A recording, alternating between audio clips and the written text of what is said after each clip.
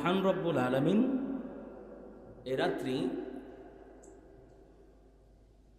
তার বান্দাদের জন্য কিছু পুরস্কার রেখে দিয়েছেন। যদি বান্দারে এটা হাসিল করতে পারে, আল্লাহ পাকের নৈকট্য অর্জন করতে পারে, আল্লাহ রব্বুল আলামিন বান্দার চাওয়া এবং দাবি মহান রব্বুল আলামিন কবুল করে নেয়। সুবহানাল্লাহ। দিনী মুসলমান ভাইরা, এ রাত্রি লাইলাতুন নিসফি মিন শাবান, 14ই শাবান দিবাগত রাত্রি, গুরুত্বপূর্ণ রাত্রি। এই রাত্রি আমার আপনার নবী কি কি আমল করেছেন আর কি কি করেন নাই,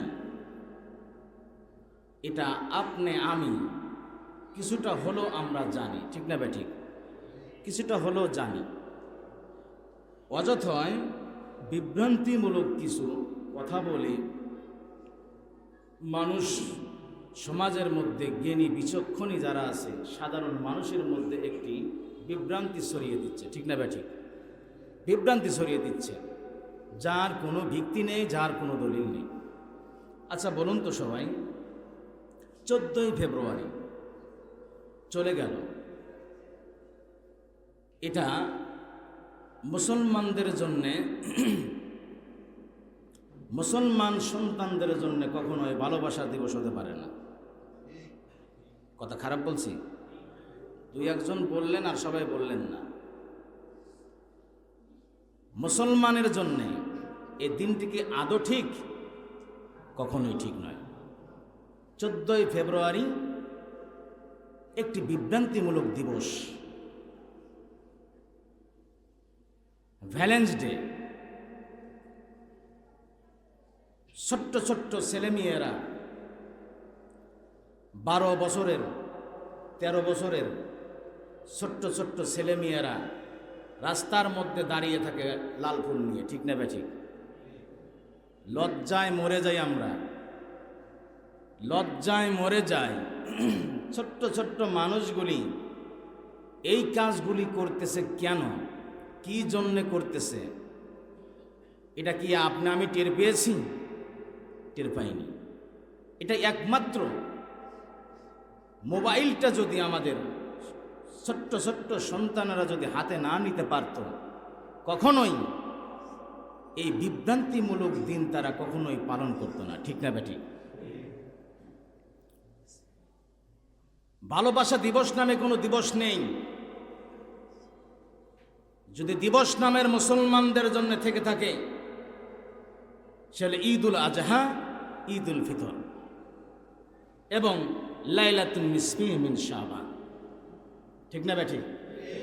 কিসের ভালোবাসা দিবস? আজ আপনার আমার সন্তানেরা, আপনার আমার বোনেরা, ভাইয়েরা বিভিন্ন আনাসে কানাসে গলিতে আপনারা উপলব্ধিত করবেন যে তাদের সমস্ত ডানে বামের ভালো মন্দ বাদ দিয়ে তারা ছুটছে একটাই তাদের কামনা বাসনা, তাদের ভালোবাসার মানুষকে খুশি করবে, ঠিক না বেঠিক? আজকের এই রাত্রি আল্লাহ পাক আমাদেরকে বোঝার তৌফিক দান করুক। এটা কত বড় গুরুত্বপূর্ণ রাত্রি। আমি বেশি কথা বলবো না বিষয়, শুধু দুটো হাদিস আপনাদের সামনে বলছি। যে হাদিসটির রাবি হলেন আবু বকর সিদ্দিক রাদিয়াল্লাহু তাআলা আনহু। আবু বকর সিদ্দিক রাদিয়াল্লাহু তাআলা আনহু বলেন, আল্লাহর রাসূল বলেছেন, লাইলাতুন নিসফি মিন শাবান যখন আরম্ভ হয়ে যায়, আল্লাহ রাব্বুল আলামিন প্রথম আসমানে এসে বান্দাদেরকে ডাকে, ও আমার বান্দারা, কে কোন সমস্যার মধ্যে আছো আমার কাছে চাও, আমি আল্লাহ তোমার দাবি পূরণ করে নেব।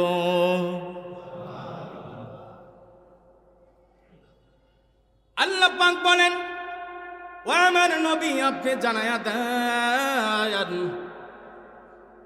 যদি জমিনের মধ্যে কোনো বান্দা রোগান্বিত থাকে, অসুস্থতার মধ্যে থাকে, বান্দার রিজিক নাই, অভাবের মধ্যে পড়েছে, এবং শুধু তাই নয় বিভিন্ন বালা মুসিবতের মধ্যে পড়েছে, আমার বান্দাকে বলো আমার বান্দা যেন আমার কাছে চায়, বান্দার দাবি পূরণ করে নেব।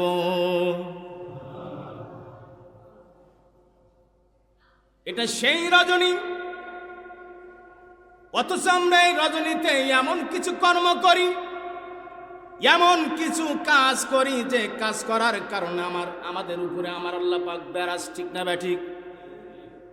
আল্লাহ পাক বলেন, বান্দারে আমি এত দিবস তোমাদের দিলাম, এত সুন্দর সুন্দর তোমাদের দিবস দিলাম, আমার দিবস তোমরা না মেনে মানুষের মন গড়া দিবসকে তোমরা সুন্দরভাবে পালন করো, আমার দিবসটাকে কেমন করে তোমরা গ্রহণ করলে?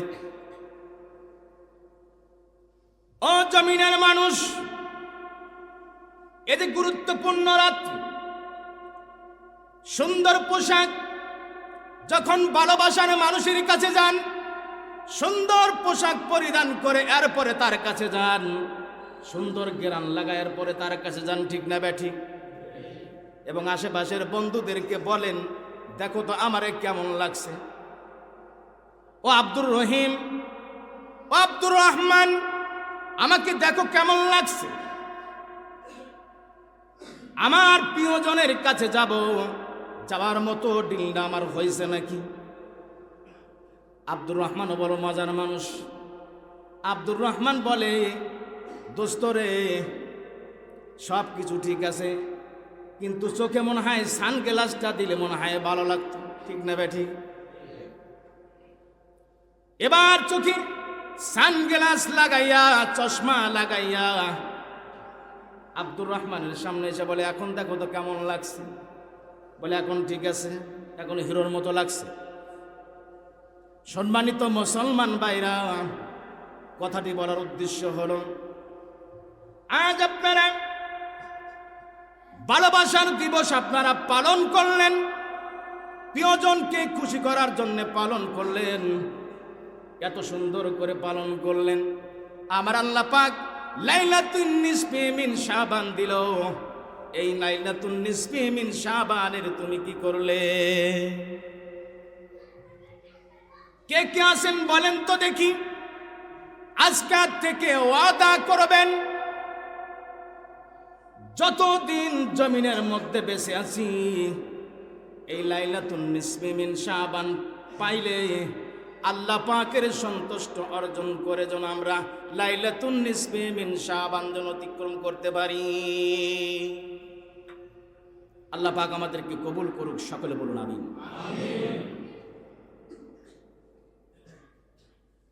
আল্লাহু রাব্বুল আলামিন বলেন, ও আমার নবী, আল্লাহু রাব্বুল আলামিন নবীকে বলে দিলেন, নবী আমি যখন প্রথম আসমানে যাই, প্রথম আসমানে যাওয়ার পরে আমি সব মানুষকে ক্ষমা করে দেই, দুই শ্রেণীর ব্যক্তি ব্যতীত আমি সবাইরে ক্ষমা করে দেই। সুবহানাল্লাহ বলেন না? সুবহানাল্লাহ কইতে এত দেরি কেন?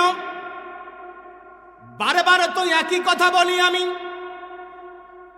এই কথাটি বলার কারণ হলো, আসমান এবং জমিনের মধ্যবর্তী স্থানগুলি যত আছে, সুবহানাল্লাহ আলহামদুলিল্লাহ ওয়ালা ইলাহা ইল্লাল্লাহু আল্লাহু আকবার, আল্লাহর রাসূল বলেছেন যে ব্যক্তি আমলটা করবে আসমান এবং জমিনের জায়গা, খালি জায়গাগুলি পূরণ করে দেয়,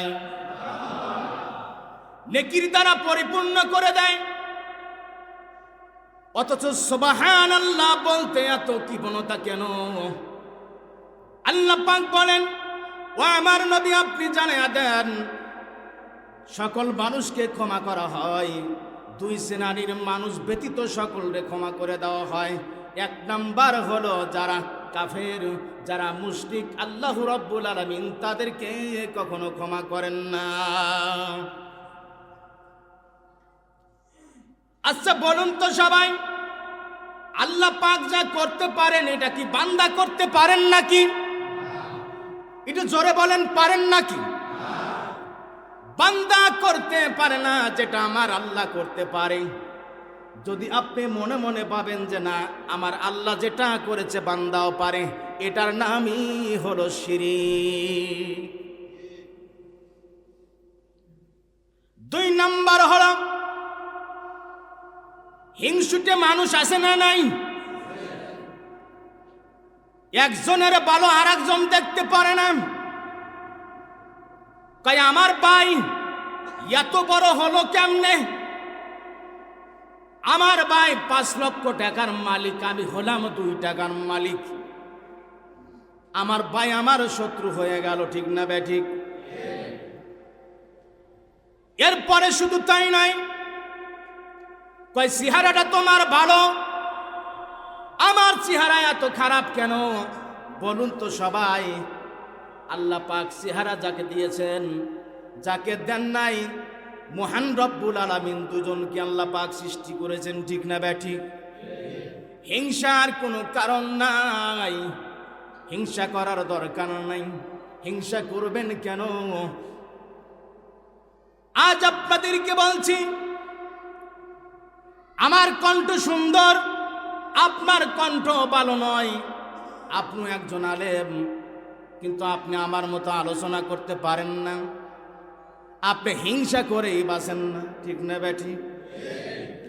আল্লাহ পাক বলেন, বান্দা তোমাকে যে আমি আল্লাহ রাব্বুল আলামিন যে মেধা শক্তি দিয়েছি, যে বিবেক জ্ঞান দিয়েছি, যে বুদ্ধি দিয়েছি, যে কণ্ঠটা দিয়েছি, এটা আমি দিয়েছি, তোমাকে দেই নেই।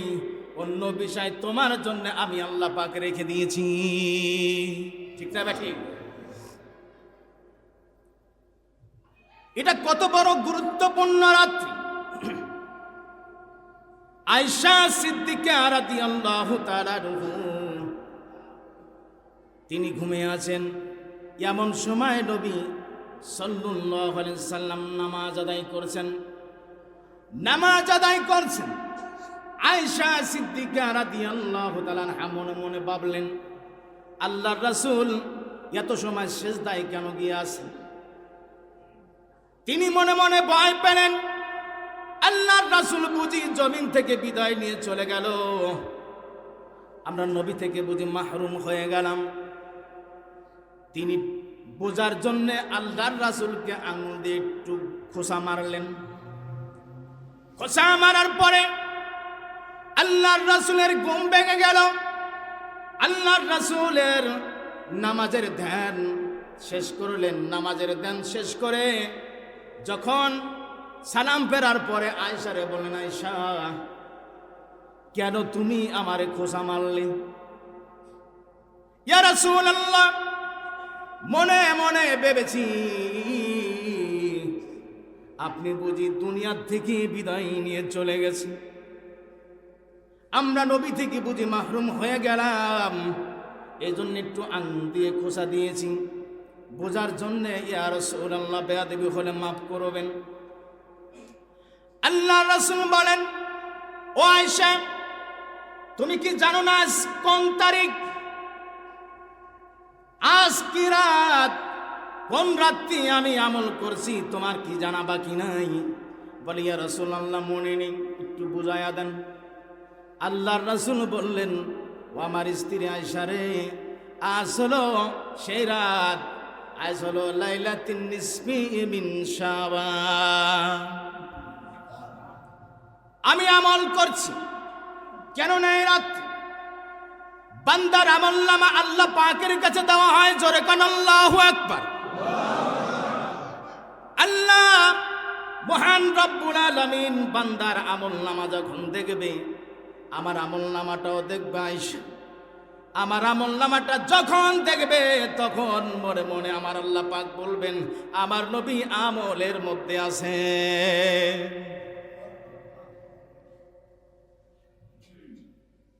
আয়েশা সিদ্দিকা বলেন,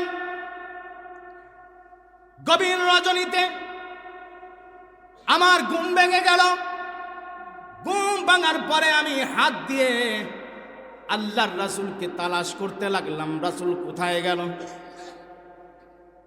আমি তালাশ করে না পেয়ে আমার ঘুম ভেঙে গেল। আমি উঠলাম,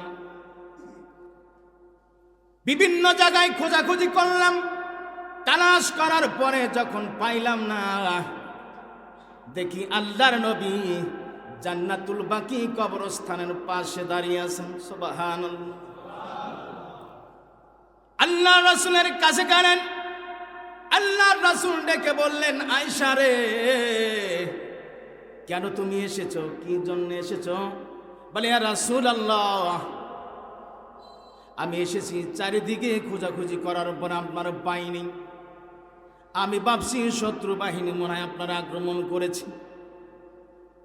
তাতেও যদি না হয়, আমি মনে মনে ভেবেছি আমার স্বামী বুঝি অন্য স্ত্রীর ঘরে গেল নাকি। আল্লাহর নবী বললেন, ও আয়েশা শোনো, আমি কি তোমার সাথে জুলুম করছি নাকি? জুলুম করছি না।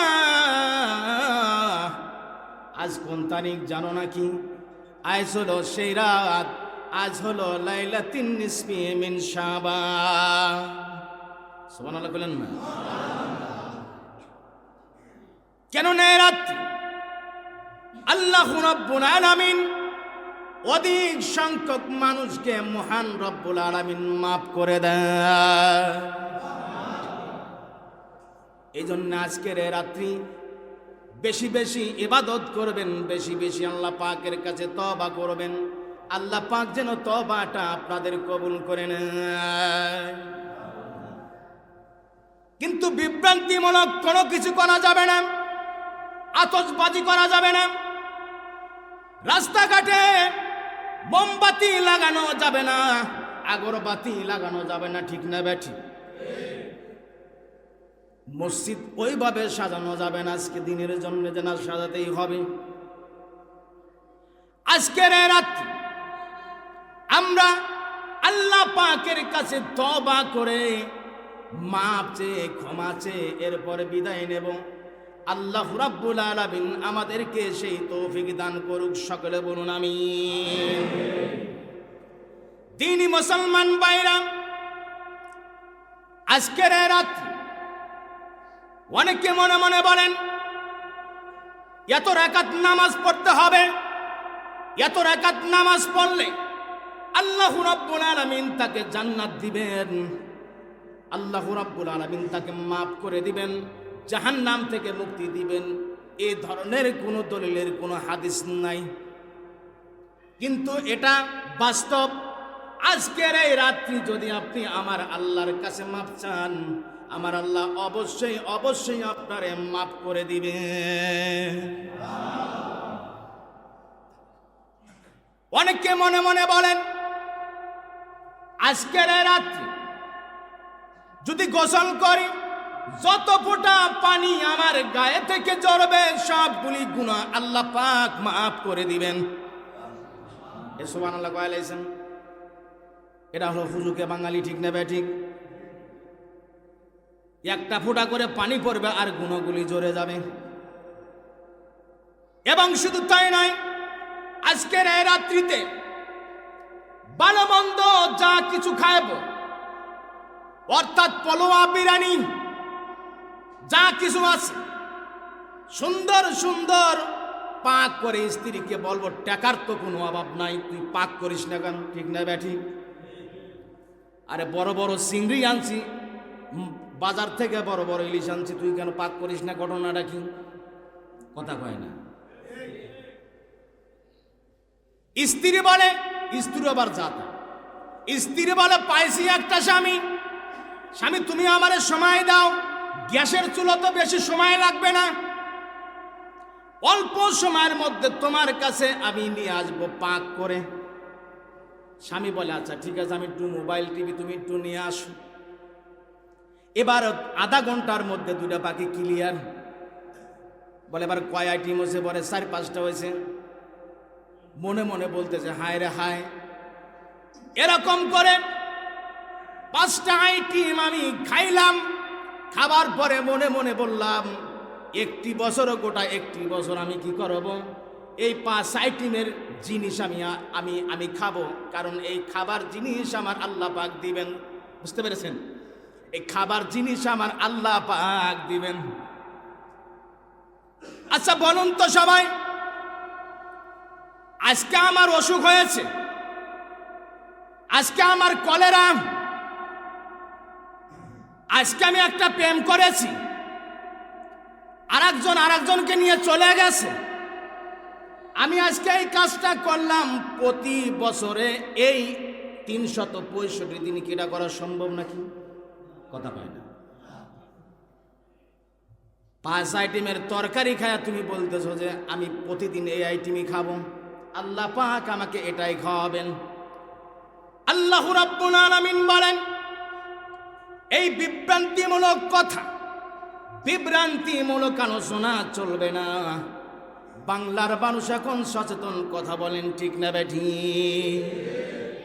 হুজুর রাস্তা দিয়ে গেলে জিজ্ঞাসা করে যে হুজুর কোথা করে, একটা গজল বানাইছি বলবো নাকি? 1000 মাইল কষ্ট করে গেলাম মাহফিলে, অনেকজন জিজ্ঞাসা করে বক্তার বাড়ি কোনে, কিন্তু আমার সাথে কিন্তু বলতে হবে, পারবেন নাকি? একটু পারবেন নাকি? যুবক ভাইরা বলেন না কেন, পারবেন নাকি? 1000 মাইল কষ্ট করে গেলাম মাহফিলে, অনেকজন জিজ্ঞাসা করে বক্তার বাড়ি কোনে, বক্তার বাড়ি কোনে। একজন আবার বলে দিল সিরাজগঞ্জের হুজুর, আমি সিরাজগঞ্জের হুজুর। ঠিক না ভাই? ঠিক। আমার বাড়ি কিন্তু সিরাজগঞ্জ ভাই। আমি যখন সিরাজগঞ্জ বলবো তখন আপনারা আমার সাথে সিরাজগঞ্জ বলবেন, পারবেন না? 1000 মাইল কষ্ট করে গেলাম মাহফিলে, অনেকজন জিজ্ঞাসা করে বক্তার বাড়ি কোনে, বক্তার বাড়ি কোনে। একজন আবার বলে দিল সিরাজগঞ্জের হুজুর, আমি সিরাজগঞ্জের হুজুর, আমি সিরাজগঞ্জের হুজুর। হুজুর হুজুর হুজুর, আমি সিরাজগঞ্জের হুজুর। ঠিক না বেঠি? বর্তমানের মেয়েরা বড় এলো মেলো, হুজুরদের দেখলে নাকি বড়ই লাগে ভালো। ঠিক না বেঠি? বর্তমানের মেয়েরা বড় এলো মেলো, হুজুরদের দেখলে নাকি বড়ই লাগে ভালো। একজন আবার বলে দিল সিরাজগঞ্জের হুজুর, আমি সিরাজগঞ্জের হুজুর। হুজুর হুজুর হুজুর, আমি সিরাজগঞ্জের হুজুর। রাস্তা দিয়া যখন আমি চলাফেরা করি, অনেকজন দেখে বলে হুজুরটাকে চিনি। ঠিক না ভাই? ঠিক। রাস্তা দিয়া যখন আমি চলাফেরা করি, অনেকজন দেখে বলে হুজুরটাকে চিনি, আমি হুজুরটাকে চিনি। একজন আবার বলে দিল সিরাজগঞ্জের হুজুর, আমি সিরাজগঞ্জের হুজুর, আমি সিরাজগঞ্জের হুজুর। হুজুর হুজুর হুজুর, আমি সিরাজগঞ্জের হুজুর। 1000 মাইল কষ্ট করে গেলাম মাহফিলে, অনেকজন জিজ্ঞাসা করে বক্তার বাড়ি কোনে, বক্তার বাড়ি কোনে। একজন আবার বলে দিল সিরাজগঞ্জের হুজুর, আমি সিরাজগঞ্জের হুজুর, আমি সিরাজগঞ্জের হুজুর। আপনারা এই আলোচনাটা, আপনারা আমার সঙ্গীতটা কিছুদিনের মধ্যে মুসলিম টিভিতে আপনারা পাবেন। আল্লাহ রাব্বুল আলামিন আমাকে সুন্দরভাবে গাওয়ার জন্য তৌফিক দান করুক, সকলে বলুন আমিন। তিনি মুসলমান ভাইরা, কষ্ট লাগতেছে? আটটু চলবে, আটটু চলবে তো। মূল আলোচনায় কিন্তু যায়নি সোনার বাইরে আমার, এখনে যে মূল আলোচনায় যাব, একটু সকলে আমরা সেই পরিচিত কণ্ঠে আল্লাহ পাকের শেরশিবানী করি। আউযু বিল্লাহি মিনাশ শাইতানির রাজিম, বিসমিল্লাহির রাহমানির রাহিম। সুবহানাল্লাযী আসরা বিআবদিহি লাইলাম মিনাল মাসজিদিল হারাম ইলাল মাসজিদিল الأقصى الذي باركنا حوله لنريه من آياتنا إنه هو السميع البصير বলুন আল্লাহু আকবার। আল্লাহ পাক বললেন, নবীকে বললেন, নবী গো, পবিত্র মহান সেই সত্তা যিনি তার বান্দাকে মসজিদে হারাম থেকে মসজিদুল আকসা পর্যন্ত ভ্রমণ করিয়েছিলেন। কেন করিয়েছিলেন? আল্লাহ রাব্বুল আলামিন বলেন, এই ভ্রমণ করার কারণে আমি ওই মসজিদুল আকসার আশেপাশে আমি বরকতময় করে দিয়েছিলাম। জোরে কোন আল্লাহু আকবার। কেন বরকতময় করে দিয়েছিলাম? কেননা এখানে যিনি আসবেন তিনি আর কেউ নয়, তিনি হলেন রাহমাতান লিল আলামিন। আল্লাহ রাব্বুল আলামিন বলেন, আমি শুধু বরকতময় করে দেই নাই, আমি আল্লাহ রাব্বুল আলামিন ইন্নাহু হুয়াস সামিউল বাসীর, আমি বরকতময় করে দিয়েছি। করে দেওয়ার পাশাপাশি আমি আল্লাহ রাব্বুল আলামিন আমার কানকে সজাগ রেখেছি, আমার দৃষ্টিকে সজাগ রেখেছি, আমার বন্ধু কি বলে এবং কি করে। সুবহানাল্লাহ। এই যে মেরাজ, সেখান থেকে আপনার নবী যখন দ্বীনের দাওয়াত দিলেন, দ্বীনের দাওয়াত দেওয়ার পরে তিনি জিনাখর নয়, তিনি কোনো অপরাধের সাথে তিনি কোনো জড়িত নয়, অথচ তাকে মক্কার কাফেরেরা ধরে নিয়ে জেলখানার মধ্যে বন্দী করলো। ঠিক না ব্যাঠিক? কথা বলবেন, ঠিক না ব্যাঠিক? জেলখানার মধ্যে বন্দী করলো। বন্দী করার পরে সেই জেলখানার নাম হলো শিয়াবে আবু তালিব। যখন তাকে বন্দী করা হলো, আল্লাহর নবী বলেন যখন শিয়াবে আবু তালেব আমাকে বন্দী করা হলো, শুধু আমি একা নয়, অসংখ্য সাহাবায়ে কিরামদেরকে বন্দী করা হলো। তাদের কোনো দোষ নাই, দোষ হলো একটাই, তারা ন্যায় কথা বলেছে, জান্নাত জাহান্নামের কথা বলেছে, ভালো মন্দ কথা বলেছে বলেই তাদেরকে বন্দী করা হয়েছে। কথা বলেন, ঠিক না ব্যাঠিক? এমন ভাবে বন্দী করা হলো, তাদের খাবার বন্ধ করে দেওয়া হলো।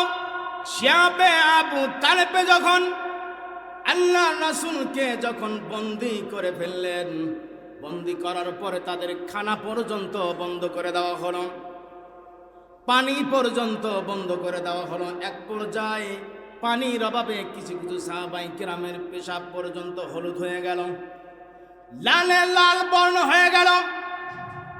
কিছু কিছু সাহাবায়ে কিরাম জমিন থেকে বিদায় নিয়ে চলে গেলেন। দেখেন, কোনো অপরাধ নাকি? কথা কয়, কোনো অপরাধ নাকি? কোনো অপরাধ নয়, বিনা দোষে বিনা কারণে তাদেরকে ধরে নিয়ে যাওয়া হয়েছে। কথা বলেন, ঠিক না ব্যাঠিক? অপরাধ হলো একটাই, ন্যায় কথা বলবে কেন? কেন ন্যায় কথা বলার জন্যই তো আল্লাহ পাক দিয়েছেন জমিনে। কথা কয় না? ন্যায় কথা বলার জন্যই তো আল্লাহ পাক জমিনের মধ্যে দিয়েছেন। ও জমিনের মানুষ, আমি আপনাদেরকে বলতে চাই এবং দাওয়াত দিতে চাই, নবী যদি এত কষ্ট করতে পারেন, জেল কাটতে পারেন, যদি বালুর মধ্যে ঘুমাতে পারেন, মশার কামড় খাইতে পারেন, আপনি কেন পারবেন না? আপনি যদি জেল কাটেন, মনে মনে বলেন যে টুপিওয়ালা দাড়িওয়ালাগুলি জেলে কেন? ওরা অপরাধ না করে কি জেলে গেছে নাকি? নাউযুবিল্লাহ। জেল কাটা আলেমদের জন্য এটা হলো একটা সুন্নত। কথা বলেন, ঠিক না ব্যাঠিক? আমরা ন্যায় কথা বলবো, কেন না আমার আল্লাহ পাক বলেছেন ও জমিনের মানুষ, তোমারে কথা বলার শক্তি আমি দিয়েছি, সব দিয়েছি। আমার বান্দাদের তুমি হেদায়েতের দাওয়াত দিবে, আমি আল্লাহ রাব্বুল আলামিন এই হেদায়েতের বাণী তার কলবের মধ্যে পৌঁছায় দেব। ঠিক না ঠিক? আল্লাহর নবী তাই করেছেন বলেই শিয়াবে আবু তালেবে তাকে বন্দী করা হলো। বন্দী করার পরে এক পর্যায়ে অনেকগুলি সাহাবী জমিন থেকে বিদায় নিলেন। বিদায় নেওয়ার পরে যখন সেখান থেকে বের হলেন, আল্লাহর নবী মনের মধ্যে অনেক কষ্ট নিয়ে সেখান থেকে বের হলেন। বের হওয়ার পরে আবার তিনি চলে গেলেন। কোথায় চলে গেলেন? সেই সেখান থেকে বের হয়ে তিনি তায়েফের নগরীতে গেলেন, তায়েফের জমিনে গেলেন। তায়েফের জমিনে যাবার পরে তায়েফের জমিনে দ্বীনের দাওয়াত দিবেন, দ্বীনের দাওয়াত দেওয়ার জন্য গেলেন। যায়েদকে নিয়ে গেলেন। যায়েদকে নিয়ে যাওয়ার পরে যায়েদ রাদিয়াল্লাহু তাআলা আনহু সাথে ছিলেন। আল্লাহর রাসূল দাওয়াত দিলেন, বড় বড় কাফেরদেরকে দাওয়াত দিলেন। দাওয়াত গ্রহণ করলেন না। প্রথম নাম্বার জন বললেন, তুমি যদি নবী হও তাহলে কি করব? আমি কাবা ঘরের পর্দাটা টেনে ছিঁড়ে ফেলবো। নাউযুবিল্লাহ। আর একজন আবার বলল, তুমি যদি নবী হও তাহলে তুমি এমন মানুষ নও, তোমার সাথে আমি কথাই বলবো না। বলে কেন? বলে তুমি যদি নবী হও তাহলে তোমার সম্মানটা অনেক বেশি, তোমার মাকামটা অনেক বেশি, সুতরাং তোমার সাথে আমার কথা বলার যোগ্যতা আমার নাই।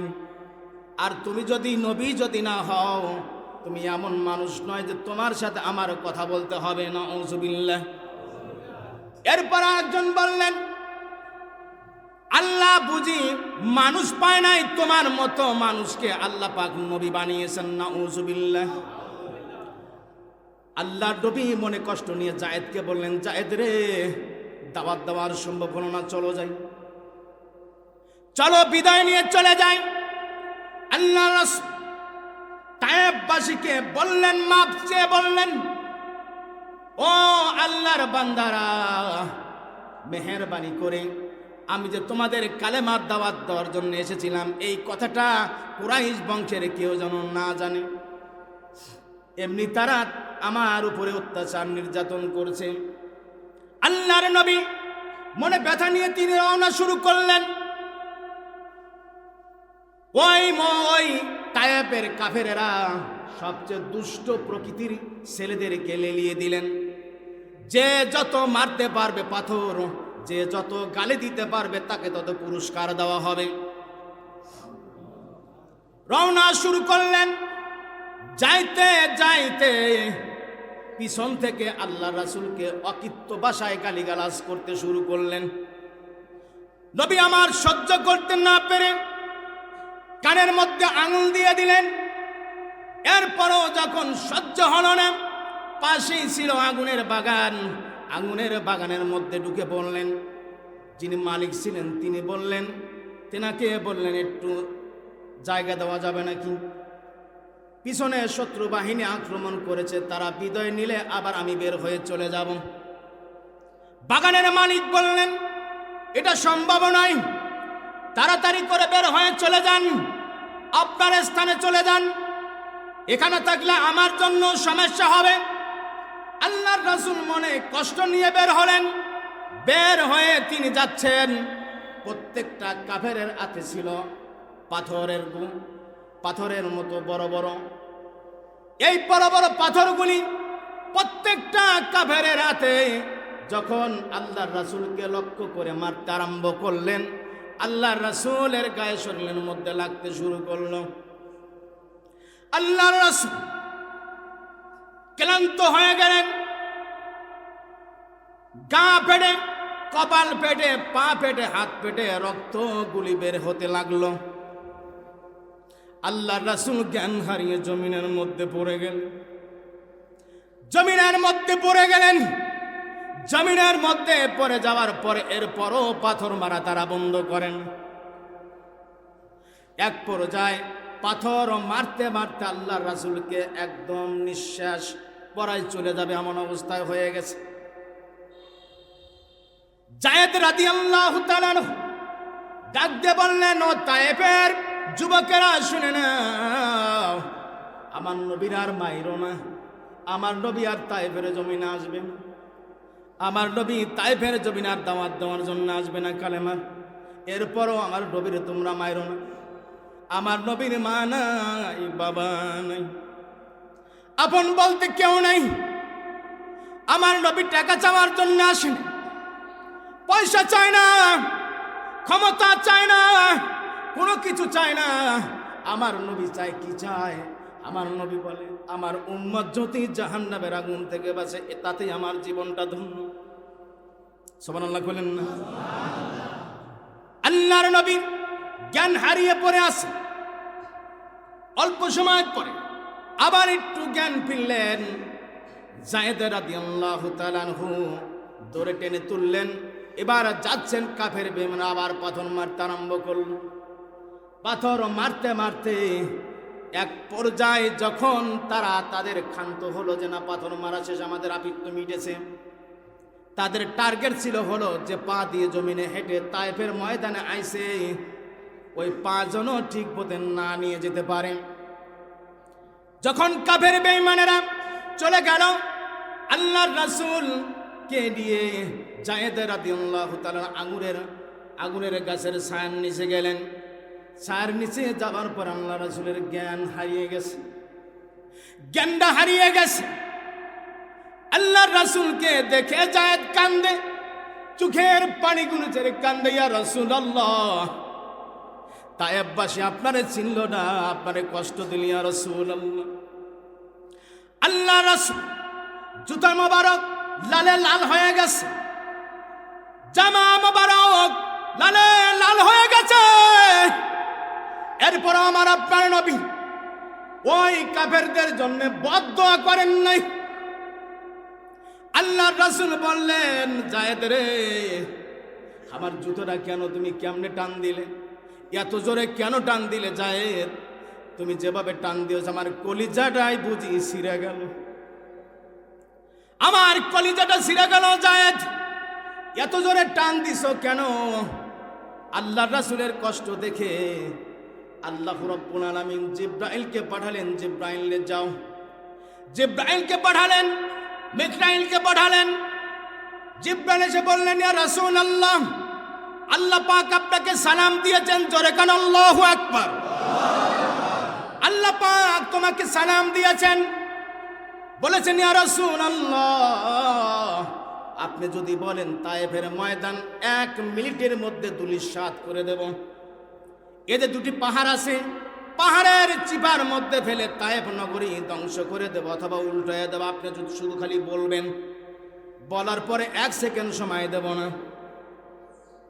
আল্লাহর রাসূল বললেন, ও জিবরাইল শোনো, আল্লাহর নবী আমাকে আল্লাহ রাব্বুল আলামিন জমিনে পাঠিয়েছেন কালেমার দাওয়াত দেওয়ার জন্য। তায়েফবাসী আজকে আমার দাওয়াত গ্রহণ করে নাই, আমাকে মেরে রক্তে রঞ্জিত করে আমার বের করে দিল তায়েফ থেকে। ও জিবরাইল শুনে নাও, এই তায়েফ নগরীতে একদিন কালেমার পতাকা উড়বে। এই তায়েফ নগরীতে একদিন কালেমার পতাকা উড়বে, জোরে কোন আল্লাহু আকবার। আল্লাহর নবী বদদোয়া করলেন না, মনে বড় ব্যথা নিয়ে তিনি আসছেন, মনে বড় কষ্ট। সেভাবে আবু তালেবে কষ্ট করলেন, তায়েফের জমিনে কষ্ট করলেন, মনে বড় ব্যথা নিয়ে তিনি আসেন।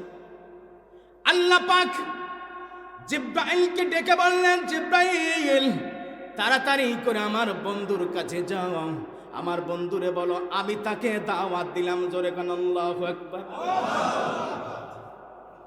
বলুন যে আল্লাহ পাক দাওয়াত দিয়েছেন, জমিন থেকে আপনাকে 7 আসমান পাড়ি দিয়ে নিয়ে যাবে আরশে আজিম। সুবহানাল্লাহ।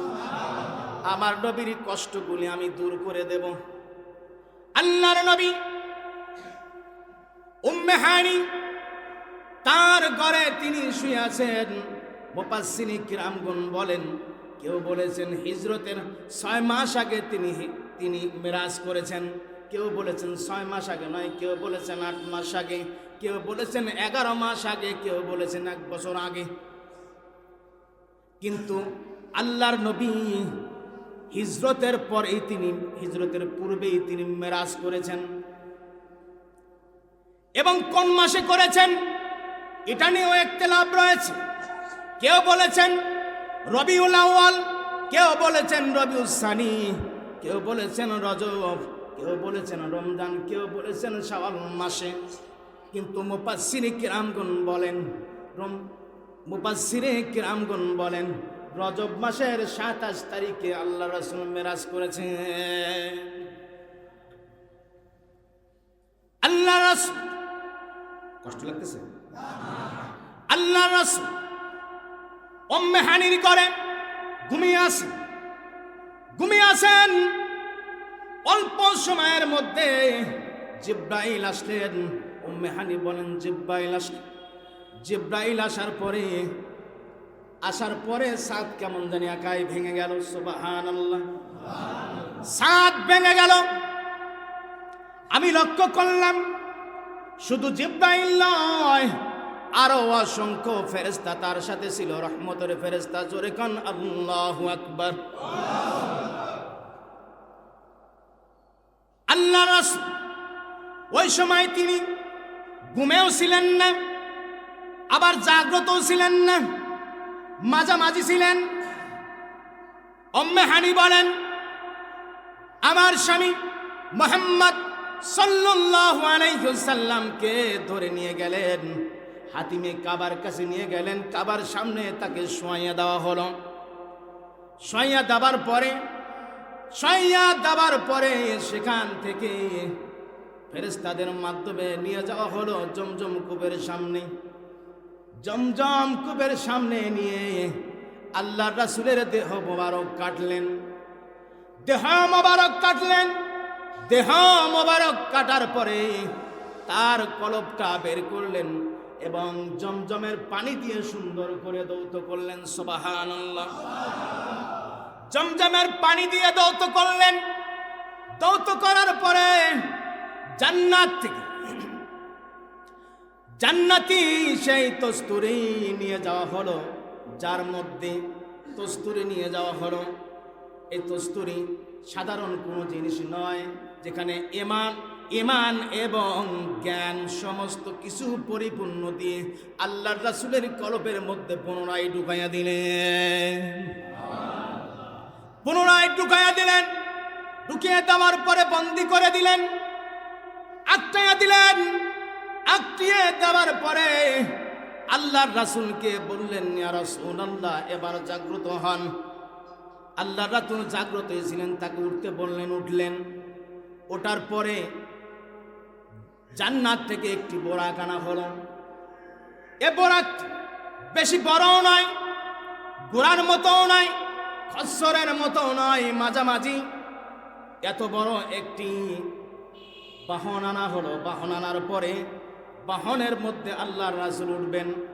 কিন্তু বাহনটা আল্লাহ পাক এমন প্রাণী যে প্রাণীর মধ্যে সাদা, তার পশমগুলি হলো সাদা, পুরোটাই সাদা। জোরে কান সুবহানাল্লাহ। সাদা বর্ণের প্রাণী আনা হলো। আল্লাহর রাসূল তার উপরে উঠলেন। জিব্রাইল বললেন, ইয়া রাসূলুল্লাহ, দেরি করবেন না, তাড়াতাড়ি করে উঠুন। সুবহানাল্লাহ। ইয়া রাসূলুল্লাহ, তাড়াতাড়ি করে সওয়ারির মধ্যে উঠুন। আল্লাহর রাসূল উঠলেন। ওঠার পরে এবার বরফটি লাফাতে শুরু করলো। বরফটি যখন লাফাতে শুরু করলো, জিব্রাইল বললেন, ও বরফ, তুমি কেন লাফালাফি করছো? কেনই বা বেয়াদবি করছো? কি জন্যে বেয়াদবি করছো? জানো তোমার পিঠে কে আরোহণ করেছে? তুমি জানো নাকি? ইনি আর কেউ নয়, ইনি হলেন রাহমাতান লিল আলামিন। ওয়া মা আরসালনাকা ইল্লা রাহমাতান লিল আলামিন। আল্লাহ পাক বললেন, এমন একজন মানুষ তোমার পিঠে আরোহণ করেছে। ও বরাক, তুমি শান্ত হয়ে যাও। আল্লাহ পাক যখন বললেন সঙ্গে সঙ্গে বোরাকটি লজ্জা পেলেন, হায় হায় করলামটা কি, আমি কেন বেয়াদবি করলাম তার সাথে, সুবহানাল্লাহ, কেন বেয়াদবি করলাম। লজ্জিত হয়ে আল্লাহ রাসূলকে নিয়ে রওনা শুরু করলেন। যাইতে যাইতে যখন পথ চলতেন, যাইতে যাইতে একটি খাজুরের বাগান পেলেন। এলাকাটা ছিল খাজুরের এলাকা, চারিদিকে প্রচুর পরিমাণ খেজুর গাছ। জিবরাইল বললেন, ইয়া রাসূলুল্লাহ, বাহন থেকে তাড়াতাড়ি করে নামুন, নেমে আপনি নফল নামাজ পড়ুন, জোরে কান আল্লাহু আকবার। আল্লাহ রাসূলকে বলার পরে আল্লাহ রাসূল বাহন থেকে নামলেন। নামার পরে আল্লাহ রাসূল 2 রাকাত নামাজ আদায় করলেন। নামাজ আদায় করার পরে এবার রওনা শুরু করবে। জিবরাইল আলাইহিস সালাম বললেন, ইয়া রাসূলুল্লাহ, আপনি জানেন নাকি কোথায় আপনি নামাজ পড়লেন, এটা কোন জমিন আপনি জানেন নাকি? আল্লাহ রাসূল বললেন, ও জিবরাইল, আমার পক্ষে বলা সম্ভব নয়, তুমি আল্লাহ এবং আল্লাহর রাসূল এবং আল্লাহ পাকই ভালো জানেন, আল্লাহ পাকই ভালো জানেন। জিবরাইল বললেন, ইয়া রাসূলুল্লাহ, এটা সেই জায়গা, মক্কার মানুষগুলি যখন আপনাকে অত্যাচার করবে, নির্যাতন করবে, ষড়যন্ত্র করবে, এক পর্যায়ে আপনাকে হত্যা করার জন্য পরিকল্পনা করবে, আল্লাহু রাব্বুল আলামিন বান্দাকে বলবেন, বান্দারে, আল্লাহর রাসূলকে বললেন, আল্লাহর রাসূল যখন মক্কার কাফের বেঈমান অত্যাচার করবে, নির্যাতন করবে, এক পর্যায়ে হত্যা করার জন্য যখন পরিকল্পনা করবে, আল্লাহু রাব্বুল আলামিন আমাকে পাঠিয়ে দিবেন, জিবরাইল যাও আমার বন্ধুরে সালাম বলে দাও, আর বলে দাও তাড়াতাড়ি করে মক্কা ছেড়ে মদিনায় হিজরত করার জন্য। ঠিক না বে ঠিক? আল্লাহ নবী হিজরত করেছেন কি করেন নাই? সম্মানিত দ্বীনি মুসলমান ভাইরা, এরপরে যখন জিবরাইল আলাইহিস সালাম বললেন, ইয়া রাসূলুল্লাহ, এবার রওনা শুরু করুন। যাইতে যাইতে এমন একটি স্থান পেলেন যে স্থানটি অন্য কোন স্থান নয়, এটা হলো সিনাই পর্বত, যেখানে মূসা আলাইহিস সালাম আল্লাহ পাকের সাথে কথা বলেছেন। জিবরাইল বলেন, ইয়া রাসূলুল্লাহ, তাড়াতাড়ি করে নামেন, নেমে আপনি 2 রাকাত নামাজ পড়ুন। আল্লাহর রাসূল 2 রাকাত নামাজ পড়লেন। জিবরাইল জিজ্ঞাসা করলেন, ইয়া রাসূলুল্লাহ, কোথায় আপনি নামাজ পড়লেন জানেন নাকি? বলে, না, বলতে পারবো না। বলে, এটা হলো সেই জায়গা, ওয়াত-তুর ওয়া কিতাবিম মাসতুর, এটা হলো সেই জায়গা যে জায়গা মূসা আলাইহিস সালাম কোনো মাধ্যম ছাড়াই আমার আল্লাহ পাকের সাথে কথা বলেছেন। এই পুত পবিত্র জায়গা আপনি নামাজ পড়লেন, আল্লাহ পাকের হুকুমে আপনি নামাজ পড়লেন, সুবহানাল্লাহ। ইয়া রাসূলুল্লাহ, এবার আপনি আবার রওনা শুরু করুন। যাইতে যাইতে এমন একটি স্থান পেলেন, স্থানের মধ্যে নামায় দিলেন, রাসূলুল্লাহ নামাজ আদায় করুন। নামাজ আদায় করলেন। নামাজ আদায় করার পরে আল্লাহর রাসূলকে বললেন, কোথায় নামাজ পড়লেন আপনি জানেন নাকি? বলে, এটা কোন জায়গা? আমি তো বলতে পারবো না। বলে, এটা হলো শুআয়ব আলাইহিস সালাম যেখানে অবস্থান করেছিলেন। এরপর আবার রওনা শুরু করলেন। যাইতে যাইতে আল্লাহর রাসূলকে আবার বললেন, আপনি একটু নামুন, এখানে নামাজ আদায় করুন, নামাজ আদায় করুন। আল্লাহর রাসূল নামাজ আদায় করলেন। নামাজ আদায় করার পরে এবার জিবরাইল বলেন, কোথায় নামাজ পড়লেন জানেন নাকি? বলে, আমি বলতে পারবো না। জিবরাইল বললেন, আপনি এমন জায়গায় নামাজ পড়লেন যে জায়গাটি হলো ঈসা আলাইহিস সালাম জন্মগ্রহণ করেছে। আল্লাহর রাসূলকে নিয়ে যাচ্ছেন, রওনা শুরু করেছেন। আল্লাহর রাসূলকে এক বিদ্যা দেখি আহ্বান জানালেন জিবরাইল বললেন, ইয়া রাসূলুল্লাহ, তারা ডাকে সাড়া দিবেন না, আপনি অগ্রসর হন। যাইতে যাইতে এক বৃদ্ধ পাইলেন। বৃদ্ধ আল্লাহর রাসূলকে ইশারা করলেন। ইশারা করার পরে জিবরাইল বললেন, ইয়া রাসূলুল্লাহ, আপনি তার ইশারায় আপনি পিছনের দিকে তাকাবেন না, সামনের দিকে আপনি অগ্রসর হন। সুবহানাল্লাহ। যাইতে যাইতে একদল লোক পাইলেন, তারা সালাম দিলেন, আল্লাহ নবীকে সালাম দিলেন। জিবরাইল বললেন, ইয়া রাসূলুল্লাহ, আপনাকে সালাম দিয়েছেন, সালামের জবাবটা আপনি দিয়ে দেন। কিছু দূর যাওয়ার পরে জিবরাইল বললেন, ইয়া রাসূলুল্লাহ, এই যে বিদ্যা আপনাকে আহ্বান করেছে, সে কে আপনি জানেন নাকি? বলে, আমার পক্ষে বলা সম্ভব নয়। বলে, ইনি আর কেউ নয়, ইনি হলেন পৃথিবী। পৃথিবীর মায়া জলে আপনাকে ফালানোর জন্যে চেষ্টা করবে, এই জন্য আপনাকে বলেছি আর পিছনের দিকে তাকাবেন না, সামনের দিকে অগ্রসর হন। এরপরে যখন আপনি সামনের দিকে গেলেন, এক বৃদ্ধকে দেখলেন। এই বৃদ্ধ আর কেউ নয়, এই বৃদ্ধ হলো শয়তান। শয়তান চেয়েছিল আপনাকে বিভ্রান্তি করতে, কিন্তু আমি চাইনি আমার আল্লাহর বন্ধু সে বিভ্রান্তির মধ্যে পড়ে যায়। কিন্তু যারা সালাম দিয়েছে, কারা সালাম দিয়েছে তুমি জানো না কি? আল্লাহর রাসূল বললেন, বলা সম্ভব নয়। জিবরাইল বললেন, ইয়া রাসূলুল্লাহ, আপনাকে সালাম দিয়েছেন তিনি আর কেউ নয়, ইব্রাহিম আলাইহিস সালাম, মুসা আলাইহিস সালাম, ঈসা আলাইহিস সালাম। জোরে গান সুবহানাল্লাহ। আল্লাহর রাসূল বলেন, আনাস ইবনে মালিক থেকে হাদিসটা বর্ণিত। আনাস ইবনে মালিক বলেন, আল্লাহর রাসূল যখন মেরাজের রজনীতে যখন যাচ্ছিলেন, যখন মুসা আলাইহিস সালামের কবরের পাশ দিয়ে যাচ্ছিলেন, আল্লাহর রাসূল বলেন, আমি মুসাকে দেখেছি, তার কবরের মধ্যে তিনি নামাজ আদায় করেছেন। সুবহানাল্লাহ।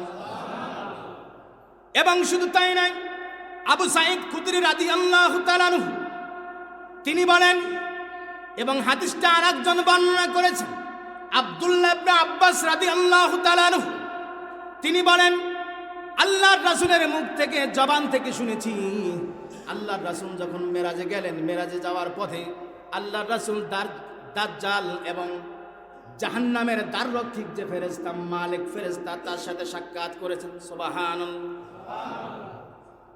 এই জাহান্নামের ফেরেশতা এমন ফেরেশতা যার কোনো মায়া বলতে কোনো কিছুই নাই, ঠিক না ঠিক?